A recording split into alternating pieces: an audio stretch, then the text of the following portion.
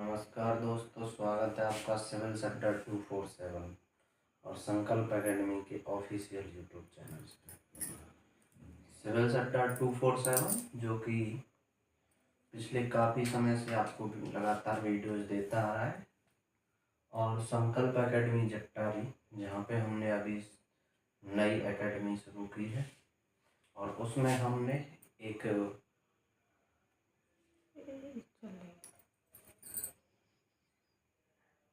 जो हमने basic science शुरू किया था उसका पार्ट 1 अपलोड हो चुका है। अगर किसी ने पार्ट 1 नहीं देखा है तो वो जाके हमारे दोनों ऑफिशियल यूट्यूब चैनल्स पे वो पार्ट मिलेगा आपको, वो जाके देख सकते हैं। और आज हम करेंगे बेसिक का सेकंड पार्ट, जहाँ से हमने छोड़ा था उससे आगे। पिछली क्लास में हमने पढ़ा था साइंस क्या होता है, साइंस की शाखाएं क्या क्या, उसकी मेन कौन कौन सी उसकी मेन ब्रांचेज हैं। उसके अलावा हमने पढ़ा था मैटर के बारे में, उसके अलावा हमने पढ़ा था एटम के बारे में, उसके अलावा हमने पढ़ा था मॉलिक्यूल के बारे में, और पढ़ा था हमने कंपाउंड के बारे में। देन उसके बाद में हमने न्यूक्लियस के बारे में पढ़ा था और इलेक्ट्रॉन प्रोटॉन के बारे में पढ़ा था। अब उससे आगे चलते हैं। तो उससे आगे आज हम बात करेंगे किसकी, कि समस्थानिक की। किसकी बात करेंगे? समस्थानिक। समस्थानिक। अभी समस्थानिक से पहले बात करते हैं परमाणु क्रमांक की पहले, क्योंकि समस्थानिक परमाणु क्रमांक से पहले आना चाहिए। परमाणु क्रमांक जिसको बोलते हैं एटॉमिक नंबर। एटॉमिक नंबर को जेड से रिप्रेजेंट करते हैं, ठीक है। और एटॉमिक नंबर को जेड से रिप्रेजेंट करते हैं, और परमाणु क्रमांक की खोज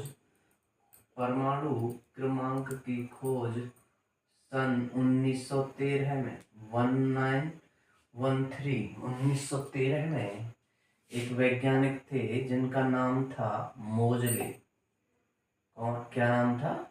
मोजले ने की थी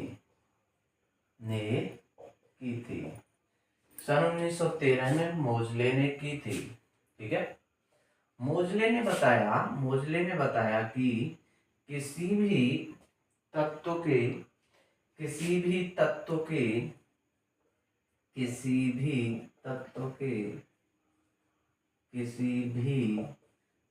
के परमाणु के नाभिक में उपस्थित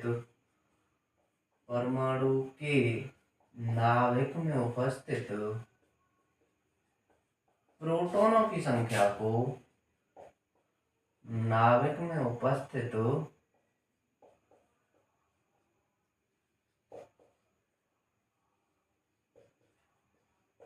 प्रोटॉनों की संख्या को उस तत्व का परमाणु क्रमांक कहते हैं। उस तत्व का परमाणु क्रमांक कहते हैं। परमाणु क्रमांक कहते हैं। इसे हम पहले बता चुके हैं कि जेड से रिप्रेजेंट करते हैं, डिनोटेड बाय जेड। किसी भी तत्व की the number of protons in any atom, it's called atomic number. तो जेड बराबर किसके? पी के। हमें वो कह रहा है कि जो हमारा जेड होगा वो किसके बराबर होगा? प्रोटॉनों की संख्या। और हम जानते हैं कि P इक्वल टू ई। जो हमारा प्रोटॉन होता है, प्रोटॉन का जो आवेश होता है, प्रोटॉन का आवेश होता है प्लस का 1.6 इंटू 10⁻⁻19 कूलम। और जो हमारा इलेक्ट्रॉन का आवेश होता है वो होता है माइनस का 1.6 इंटू 10⁻⁻19 कूलम। जो दोनों आवेश होते हैं वो हमारे बराबर होते हैं। तो यहाँ से हम जब एक संख्या, दोनों संख्याओं के जो ये वाला P है ये E और Z के इक्वल है, तो क्या मैं ये नहीं कर सकता कि Z बराबर P बराबर E?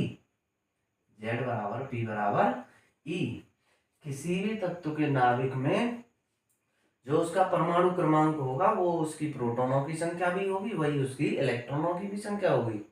तो अगर किसी भी नाभिक पर, किसी भी तत्व पर कोई भी चार्ज नहीं है, तो जो प्रोटॉनों की संख्या होगी वही इलेक्ट्रॉनों की भी संख्या होगी। तो Z बराबर P बराबर E, तीनों ये बराबर होते हैं, Z बराबर P बराबर E। दूसरा पॉइंट, अब हम बात करते हैं किसकी, परमाणु भार। परमाणु भार, परमाणु भार को कहते हैं atomic weight. Atomic weight, atomic weight क्या होता है? एटॉमिक वेट को कैपिटल ए से रिप्रेजेंट करते हैं। एटॉमिक वेट को कैपिटल ए से रिप्रेजेंट करते हैं, और कैपिटल ए ये क्या कहता है, किसी भी तत्व के, किसी भी तत्व के परमाणु के, परमाणु के नाभिक में उपस्थित, नाभिक में उपस्थित प्रोटॉनों और न्यूट्रॉनों की संख्या के योग को, प्रोटॉनों और न्यूट्रॉनों की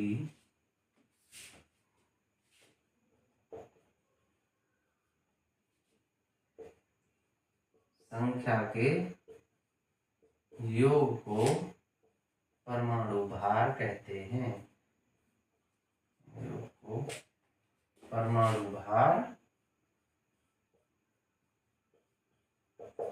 कहते हैं। In any element, the number of neutrons and protons are called atomic weight. Addition of proton and neutron are called atomic weight। ठीक है, यानी कि इसको हमने बताया कि रिप्रेजेंट किससे करते हैं, ए से रिप्रेजेंट करते हैं। तो ए इज इक्वल टू क्या हो गया, P plus N. A is equal to प्रोटॉनों की संख्या प्लस न्यूट्रॉनों की संख्या के योग को परमाणु भार कहते हैं। अब यहां से मैं निकालूं न्यूट्रॉनों की संख्या, तो न्यूट्रॉनों की संख्या क्या हो जाएगी, ए माइनस पी। ठीक है, और अगर मुझे यहीं से निकालना पड़ जाए प्रोटॉनों की संख्या, तो प्रोटॉनों की संख्या क्या हो जाएगी, ए minus N. A minus N.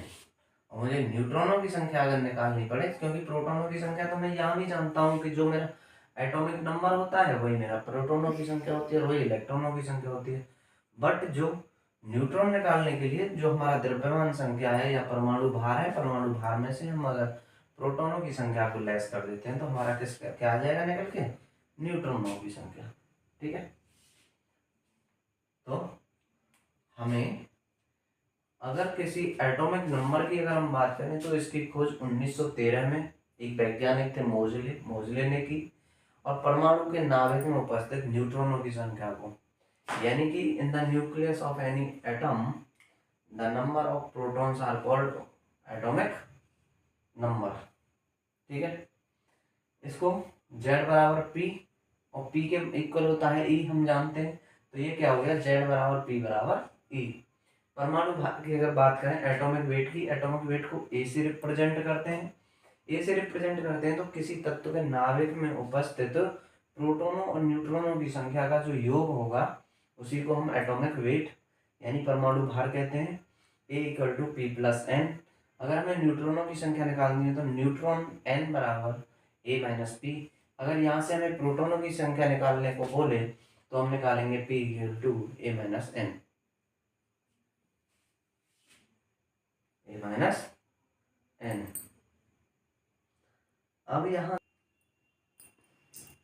अब हम बात करते हैं किसकी, समस्थानिक। समस्थानिक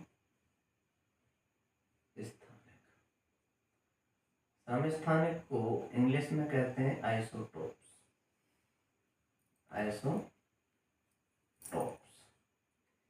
आइसोटोप्स क्या होते हैं? आइसोटोप्स की एक ही तत्व के वे परमाणु जिनके परमाणु क्रमांक समान होते हैं तथा द्रव्यमान संख्या भिन्न भिन्न होती है। एक ही तत्व के वे परमाणु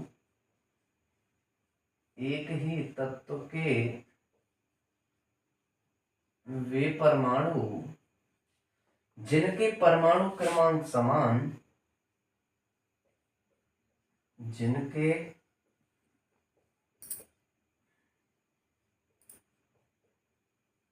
परमाणु क्रमांक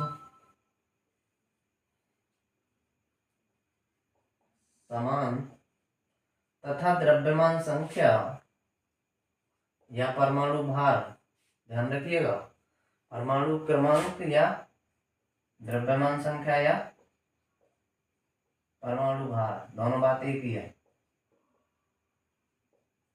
ठीक है, द्रव्यमान संख्या या परमाणु भार भिन्न भिन्न होते हैं।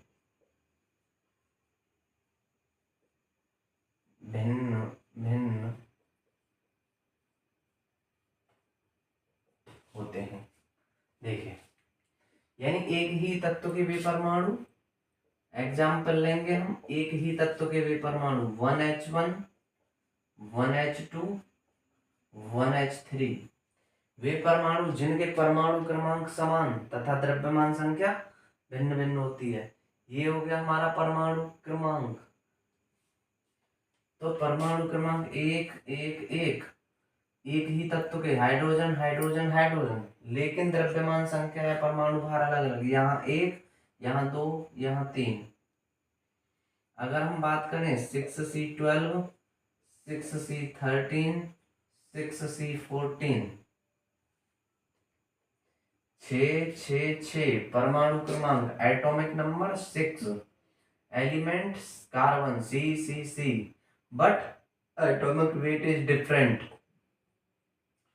Atomic number is same but atomic weight is different, 12 13 14।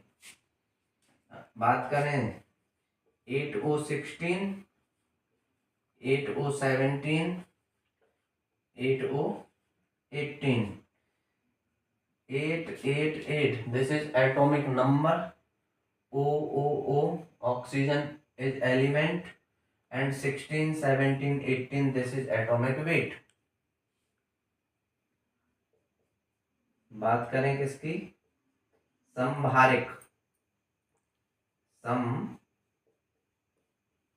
संभारिक isobars,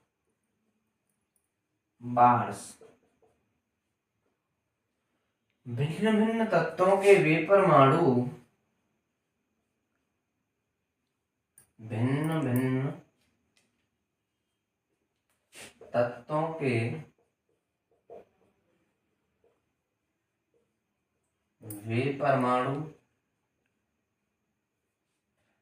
जिनके, क्योंकि तत्व भिन्न भिन्न हैं, जिनके परमाणु क्रमांक भिन्न भिन्न,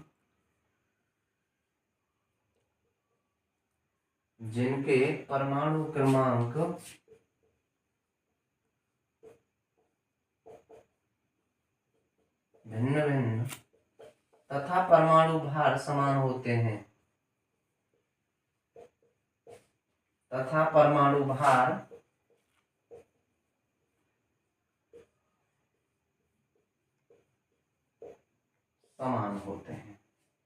यानी भिन्न भिन्न तत्वों के वे परमाणु जिनके एटॉमिक नंबर क्या होंगे? डिफरेंट होंगे, बट द एटॉमिक वेट जो होंगे वो इक्वल होंगे। ठीक है, आइए देखते हैं एग्जाम्पल में। C614 7N14, परमाणु भार समान है 14 14, परमाणु जो हैं वो अलग अलग हैं, कार्बन नाइट्रोजन, जो एटॉमिक नंबर हैं वो भी अलग हैं 6 और 7। और हम बात करें तो 18 AR 40, 19K 40, 20 CA 40। हम बात करें तो यहाँ पे आर्गन है, पोटेशियम है, कैल्शियम है, जो डिफरेंट डिफरेंट एलिमेंट्स हैं। इनके परमाणु क्रमांक 18, 19, 20 हैं। बट जो एटॉमिक वेट है, जो परमाणु भार है, वो समान है, 40, 40, 40। तो हम इन्हें कह सकते हैं कि ये दोनों जो हमने एग्जाम्पल लिए हैं, ये आपस में कैसे हैं? समभारक हैं। क्या है? समभारक हैं। अब हम बात करें सम न्यूट्रॉनिक, आइसो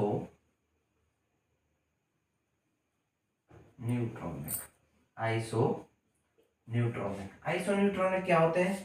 कि जिनमें क्या होगा कि न्यूट्रॉन की जो संख्या होगी वो समान होगी, और जो हमारा प्रोटॉन की जो संख्या होगी वो डिफरेंट होगी। ठीक है, तो भिन्न भिन्न तत्वों के वे परमाणु, भिन्न भिन्न तत्वों के वे परमाणु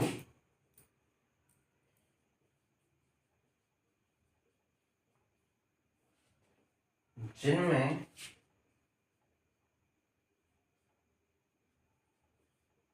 न्यूट्रॉनों की संख्या समान होती है,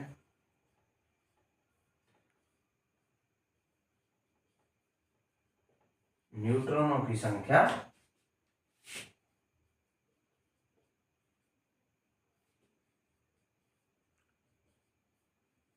समान होती है, तथा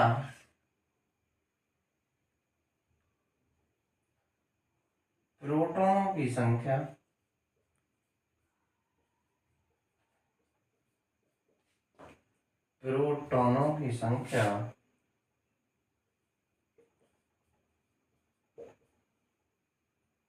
भिन्न भिन्न होती है।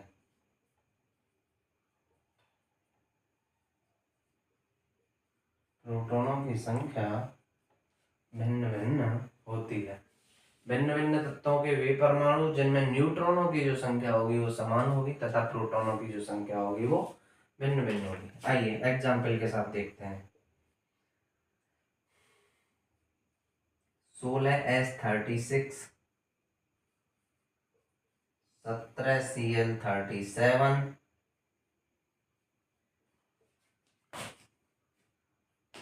18AR38, 19K39, 20Ca40। हम जानते हैं कि न्यूट्रॉनों की जो संख्या निकालने के लिए हमने एक फॉर्मूला किया था अभी, AN=A-P।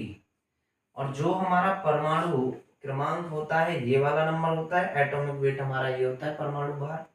तो परमाणु भार A-P कर देंगे। तो अगर हम फर्स्ट वाले को देखें तो 36 - 16 = 20।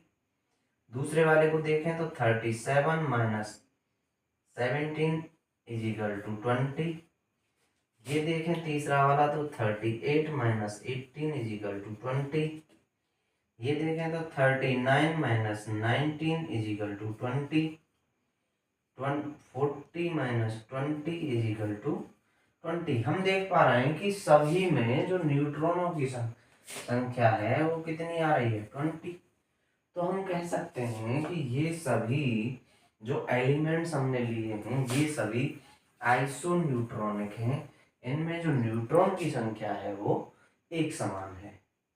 ठीक है, इनमें सभी में जो न्यूट्रॉन की संख्या है वो एक समान है।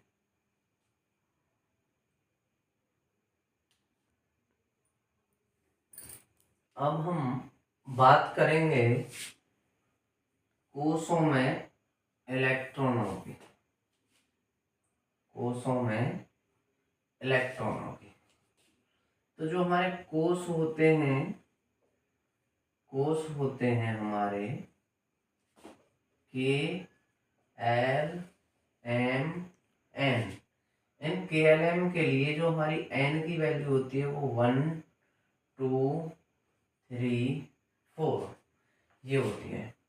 जो हम KLM में KLMN में इलेक्ट्रॉन का भरना किस तरीके से भरते हैं, हम एक फॉर्मूला यूज करते हैं 2n² के अनुसार। किसके अनुसार, एक फॉर्मूला होता है हमारा 2n² के अनुसार, ठीक है। इस हिसाब से भरते हैं K कोस में, ठीक है, K कोस में 2n² के अनुसार हम फिल करेंगे तो n की वैल्यू कितनी है 1, तो 2 × 1 = 2 इलेक्ट्रॉन। L कोस में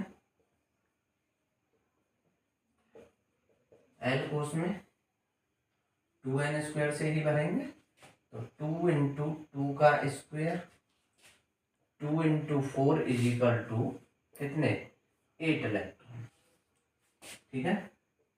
M कोस में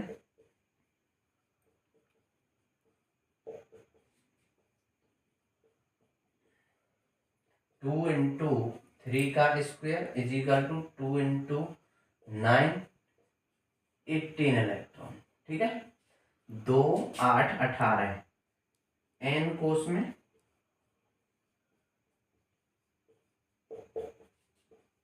2n² के अनुसार 2 × 4 का स्क्वायर = 2 × 4 = 32 इलेक्ट्रॉन, ठीक है।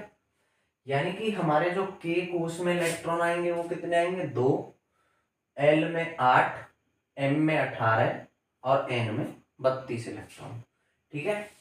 और एक चीज हम याद रखेंगे कि बाह्य कोष में 8 से अधिक इलेक्ट्रॉन नहीं हो सकते हैं। और केमिस्ट्री में एक शब्द का आप ध्यान रखेंगे, पूरी केमिस्ट्री एक चीज पे डिपेंड करती है। पूरी केमिस्ट्री में एक ही कहानी है, वो क्या है कि हर तत्व यह चाहता है कि उसके बाह्य कोश में 8 इलेक्ट्रॉन हो जाएं। हर तत्व यह चाहता है कि उसके बाह्य कोश में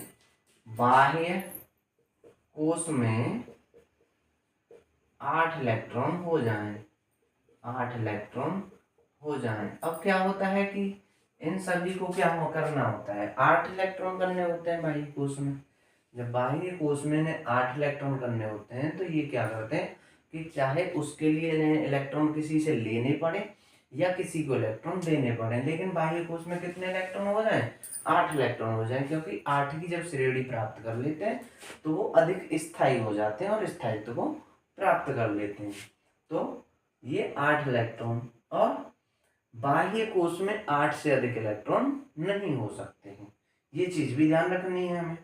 तो जब भी हम इनका ब्रेकिंग करेंगे तो ब्रेकिंग किस हिसाब से करेंगे, जैसे कि 1 हाइड्रोजन KLMN, तो 1 इलेक्ट्रॉन है 1, 2 हीलियम 2, K में अधिकतम कितने इलेक्ट्रॉन आ सकते हैं 2 इलेक्ट्रॉन आ सकते हैं। अब 3 लिथियम Li, तो तीसरा जो इलेक्ट्रॉन जाएगा वो किस में जाएगा 2 इलेक्ट्रॉन K में जाएंगे और 1 इलेक्ट्रॉन L में जाएगा। 4 बेरिलियम 2 2, 5 बोरॉन B 2 3, ठीक है। 6 कार्बन C 2 4, KLMN, ठीक है। 2 इलेक्ट्रॉन K में भरते रहेंगे, 4 इलेक्ट्रॉन बाकी के कहाँ आएंगे L में आएंगे। 4 के बाद में 7 nitrogen 2 5, 8 oxygen O 2 6, 9 fluorine F 2 7, 10 neon Ne 2 8। अब हमारा जो ये है 8 इलेक्ट्रॉन का कोष जो है 10 नियॉन पे हमारे एल में अधिकतम कितने इलेक्ट्रॉन, 8 इलेक्ट्रॉन। और यहाँ पे हमारे नियॉन पे कितने इलेक्ट्रॉन आ चुके हैं, 8 इलेक्ट्रॉन आ चुके हैं। अब इसमें अधिक इलेक्ट्रॉन और नहीं आ सकते हैं, क्योंकि वैसे भी एल कोष में कितने इलेक्ट्रॉन, 8 इलेक्ट्रॉन आने हैं। और दूसरी चीज कि बाह्य कोष में 8 से अधिक इलेक्ट्रॉन नहीं हो सकते हैं। तो आइए देखते हैं आगे। फिर 11 सोडियम, 11 सोडियम को देखते हैं। 11 सोडियम NaKlMn, ठीक है। देखिए तो 2 इलेक्ट्रॉन तो हम के में भरेंगे, 8 इलेक्ट्रॉन हमारे एल में आ गए।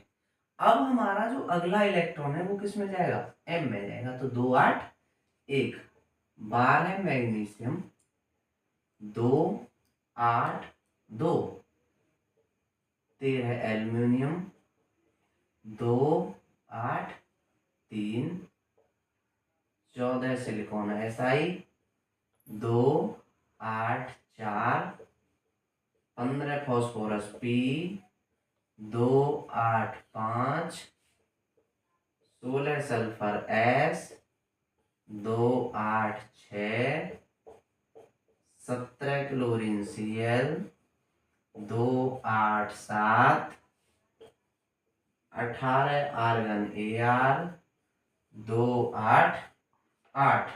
अब यहाँ पे रूल लग जाएगा कि बाह्य कोष में 8 से अधिक इलेक्ट्रॉन नहीं हो सकते, जबकि हमारा जो M वाला कोष है, M में हमारे कितने इलेक्ट्रॉन आएंगे, 18 इलेक्ट्रॉन आएंगे। अभी हमने पीछे देखा, लेकिन 8 से अधिक इलेक्ट्रॉन नहीं हो सकते। तो हम क्या करते हैं, 19 पोटेशियम के 2 8 8 1, एक नया जो कोष है N कोष में एक इलेक्ट्रॉन भर देते हैं। 20 कैल्शियम Ca, 2 8 8 2, इसको 2 पर हम फिक्स कर देते हैं।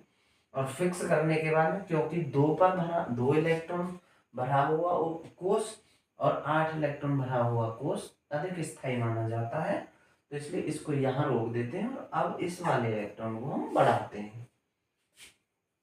21 scandium Sc, 2 8 9 2, 22 titanium Ti, 2 8 10 2, 2 8 10 2, 23 vanadium VKlMn,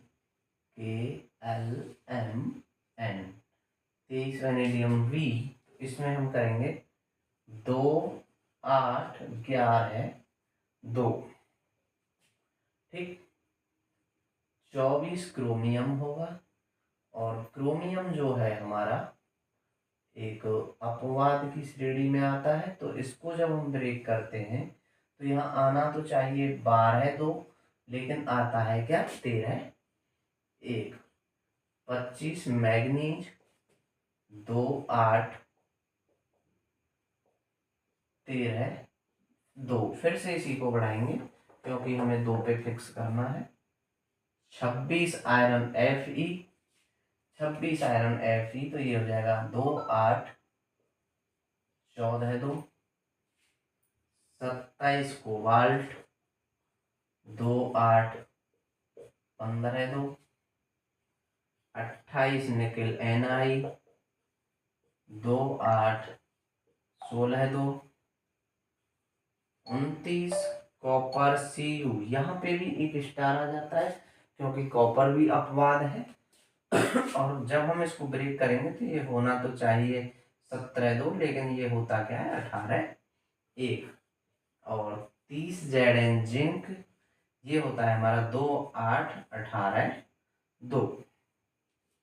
अब क्या होता है, जैसे कि अगर हम 31 की बात करें, 31 गैलियम की, 31 गैलियम की अगर हम बात करें तो ये हो जाएगा हमारा, क्योंकि ये अब पूर्ण भर चुका है, तो अब ये वाला जो लास्ट वाला इलेक्ट्रॉन है इसको हम बढ़ाएंगे, इसको हम 3 करेंगे। 32 जर्मेनियम की बात हम करें तो इसको हम करेंगे 2 8 18 4। और इसको जहाँ तक ये हमारा होगा तब तक हम इसको करेंगे। बाह्य कोश में जब इसके 8 इलेक्ट्रॉन हो जाएंगे तो 8 इलेक्ट्रॉन जहाँ हो जाएंगे, आई थिंक ये 36 के समथिंग 8 हो जाएंगे। फिर उसके बाद में हम एक, क्योंकि बाह्य कोश में 8 से अधिक इलेक्ट्रॉन नहीं हो सकते, तो हम एक नई कक्षा, नया जो कोश है वो खोल लेंगे। तो आज के लिए इतना ही। आज हमने सीखा कि कोशों में इलेक्ट्रॉन किस तरीके से भरे जाते हैं, कोशों में इलेक्ट्रॉन किस तरीके से भरे जाते हैं, और ये 29 कॉपर और 24 क्रोमियम जो है ये हमारे अपवाद की श्रेणी में आते हैं। बाह्य कोश में 8 से अधिक इलेक्ट्रॉन हम नहीं कर सकते हैं, और जब पिछला कोश भर जाएगा देन हम अगले कोश में इलेक्ट्रॉन भरते हैं। और 2n² के अनुसार हम इलेक्ट्रॉनों का जो विन्यास है, इलेक्ट्रॉनिक विन्यास करते हैं KLM में, जिसके लिए n की वैल्यू k के लिए 1 होती है, L के लिए 2 होती है, m के लिए 3 होती है और n के लिए 4 होती है। जब हम उनमें इलेक्ट्रॉनिक विन्यास करते हैं तो K में 2 इलेक्ट्रॉन, L में 8 इलेक्ट्रॉन, m में 18 और n में 32 इलेक्ट्रॉन हम भरते हैं। तो आज की क्लास में हमने सीखा कि कैसे इलेक्ट्रॉनिक विन्यास करना है, ये सारी चीज़। और अगर आपको वीडियो पसंद आ रही है तो वीडियो को लाइक करें, कमेंट करें, और हमारा सिविल अड्डा 247 और संकल्प एकेडमी जट्टारी के नाम से जो चैनल हैं, दोनों चैनल्स को सब्सक्राइब करें। आगे की क्लास में कल हम देखेंगे कि एसपीडीएफ में कैसे इलेक्ट्रॉनों का विन्यास होता है, और एसपीडीएफ में इलेक्ट्रॉनों को कैसे आप 118, जो हमने कल बताया था कि हमारे जो टोटल एलिमेंट हैं वो 118 हैं, 118 के 118 आप एसपीडीएफ में किस तरीके से ब्रेक कर सकते हैं। तो कल देखेंगे किस तरीके से उपकोष जो होते हैं, एसपीडीएफ हमारे उपकोष कहलाते हैं, उन उपकोषों में किस तरीके से इलेक्ट्रॉन भरे जाते हैं, किस तरीके से उनमें एक एक करके इलेक्ट्रॉन भरा जाता है, वो सारी चीज़ हम कल की क्लास में देखेंगे। और कल की क्लास में ही हम इससे आगे की जो कहानी है कि जो हमारा ये होता है 1 2 3, that is called our metal, जिनके बाह्य कोश में 1 2 3 इलेक्ट्रॉन आएंगे वो मेटल कहलाएंगे, जिनके बाह्य कोश में 5 6 7 इलेक्ट्रॉन आएंगे वो नॉन मेटल कहलाएंगे, ठीक है। और जिनके बाह्य कोश में 4 इलेक्ट्रॉन होंगे वो सब मेटल कहलाएंगे, ठीक है। और जिनके बाह्य कोश में 8 इलेक्ट्रॉन होंगे वो होंगी हमारी नोबल गैस। तो ये चीज भी हम कल देखेंगे, और भी इनके बारे में और भी बहुत कुछ जानेंगे और एसपीडीएफ में करेंगे। जब तक के लिए आप चैनल को सब्सक्राइब करिए। अगर किसी का कोई भी क्वेरी है, अगर कोई संकल्प एकेडमी जट्टारी तक नहीं आ पाता है तो वो अपना कमेंट डालिए। जिस किसी को भी जिस भी टॉपिक के ऊपर, जिस भी चैप्टर के ऊपर 1 to 12 किसी भी क्लास के किसी भी टॉपिक के ऊपर अगर कोई भी वीडियो चाहिए वो हमें कमेंट कर सकता है। संकल्प एकेडमी जट्टारी आ सकता है, वहाँ हमसे ऑफलाइन पढ़ सकता है। ऑफलाइन की फ़ीस हमने बहुत ही मिनिमम रखी है, बहुत ही मिनिमम रखी है, जितना कि और टीचर्स ले रहे हैं। बाकी आप जट्टारी संकल्प एकेडमी एक बार आइए, वहाँ पे देखिए कि आपको समझ में आता है या नहीं आता। हमारा जहाँ पे भी आपको बैनर मिला है या पंपलेट मिला है, आपको जो भी मिला है जिसके थ्रू वो चीज़ें हमारे यहाँ पे हैं या नहीं हैं, वो चीज़ें आप एक बार देख सकते हैं। सिविल अड्डा 247 पे लगातार क्लास आ रही हैं। सिविल अड्डा 247 पे भी आप जीके की जो कि डेली करंट अफेयर की क्लास हो रही है शाम को, आप वो क्लास देख सकते हैं। और साइंस की जो क्लास हो रही है 9th क्लास की साइंस उस पर चल रही है, आप साइंस 9th क्लास की साइंस भी सिविल अड्डा 247 पे देख सकते हैं। बाकी यहाँ पे हम जो इस बेसिक को करने के बाद में जैसा भी आपका कमेंट होगा कि हमें 10th की क्लास चाहिए या हमें 11th की साइंस चाहिए या 9th की चाहिए, 7th की चाहिए, 6th की चाहिए या 8th क्लास की चाहिए, आपको जिस भी क्लास की रिक्वायरमेंट हो जो बच्चे नहीं आ सकते हैं, जो दूर दराज से हैं, वो हमें कमेंट कर सकते हैं, उनको हम वीडियो उसी टॉपिक पे वीडियो बना देंगे। अगर आपको किसी चैप्टर की बनवानी है तो आप चैप्टर बता दीजिए, चैप्टर की बन जाएगी। आपको ये है कि सर पूरी साइंस करा दीजिए, पूरी साइंस करा दी जाएगी। और जिनको पता है कि हम एसएसटी भी पढ़ाते हैं, जो हमसे एसएसटी पढ़ चुके हैं पिछले कुछ सालों में, तो उनको पता है कि हम एसएसटी भी पढ़ाते हैं। तो उनको एसएसटी के ऊपर किसी भी चैप्टर से रिलेटेड बनवानी है, या किसी पूरी बुक के साथ कि सर एक एक चैप्टर, तो जैसी भी आपको रिक्वायरमेंट हो आप कमेंट कर सकते हैं, वैसे ही आपको वीडियो मिलेगी। सिविल्स अड्डा 247 पे आप कमेंट कर सकते हैं, संकल्प एकेडमी जट्टारी पे आप कमेंट कर सकते हैं। जिस सर से आपको वीडियो चाहिए उनका हमें बता दीजिए कि सर इन सर से हमें वीडियो चाहिए, तो वो सारी वीडियो आपको अवेलेबल हो जाएंगी। पर आप लोगों से एक ही रिक्वेस्ट है कि आप चैनल को सब्सक्राइब करिए, वीडियो को ज़्यादा से ज़्यादा शेयर करिए और लाइक करिए। तो मिलते हैं फिर इससे आगे एसपीडीएफ के साथ और कल अगली क्लास में। तो तब तक के लिए धन्यवाद, शुभ रात्रि, नमस्कार।